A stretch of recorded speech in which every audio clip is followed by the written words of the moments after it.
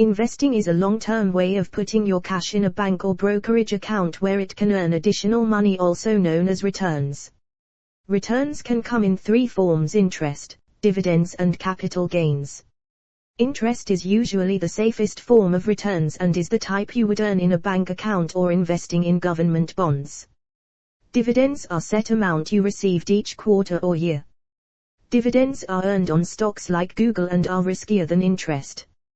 Capital gains are the riskiest of all returns and come from prices of companies' stocks going up. There are main types of investments, also called asset classes: equities, debt and cash. Equity or shares or common stock represent ownership in a company.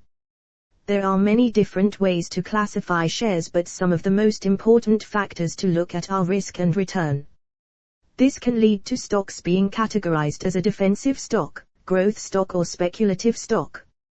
Defensive stocks, also known as income stocks, have minimal fluctuations to their prices, so are often considered safe. They usually pay out dividends regularly.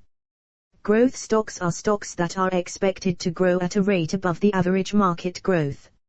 Speculative stocks are stocks with large risks attached to them but in turn have the highest potential for returns. Another important factor to look at in stocks are if they are dividend or non-dividend stocks. Many companies often share their profit with you quarterly in the form of a dividend. However, not all stocks pay dividends. Non-dividend stocks can generate great capital gains if the price of the stock increases. Another factor to look at before buying stocks is also where the company is headquartered. The biggest thing to look at is if the company is headquartered in a developed or emerging country. Ownership in large companies located in developed countries around the world, such as Volkswagen in Germany or Toyota in Japan, typically they carry the same risk as a Fortune 500 company. Companies headquartered in emerging economies typically carry a higher level of risk.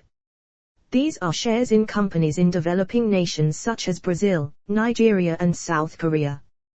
Developed markets are more mature economies and are generally more stable with less volatility in the economy and currency.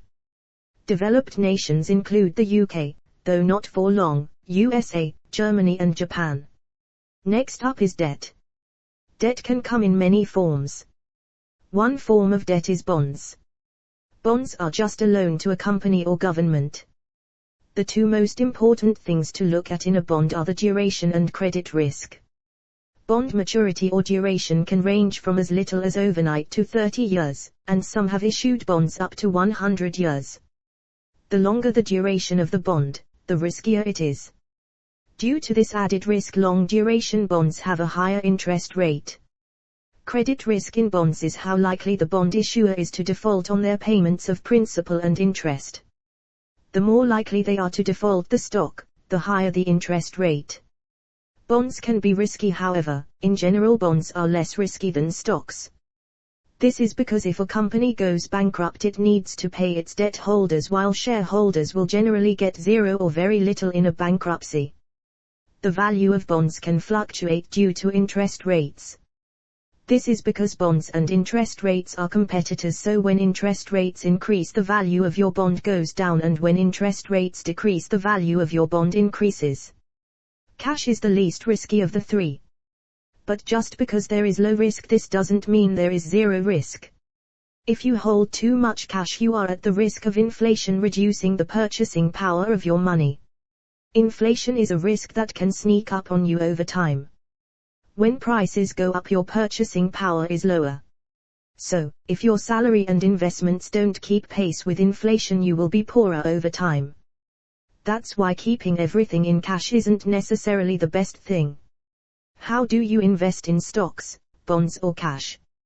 One option is to invest directly in individual bonds or stocks.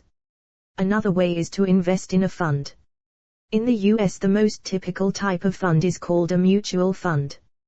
With a fund, unlike buying stocks, you give your cash to a professional manager who buys a variety of assets.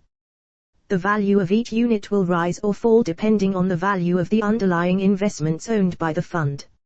Say you want to invest $10,000 in a fund. If each fund unit costs $10, you can buy 1,000 units.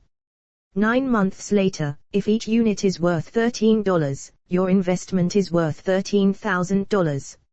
Mutual funds are typically safer than investing in individual shares because a fund is more diversified typically. Building your own portfolio is not impossible but requires research and ongoing management of the portfolio as well as a higher minimum amount of investable assets in order to achieve the ideal diversity in your portfolio. That shouldn't stop you from taking a flyer on a stock you know and love, like Tesla, Apple, but you should understand the risks and not invest all your savings in your favorites. Most people understand the concept of the higher the risk, the higher the rate of return. You should look at the risk associated with an investment before investing. It is generally recommended to diversify your portfolio to minimize risk. Need help with investments? Check out the TPE investment tool.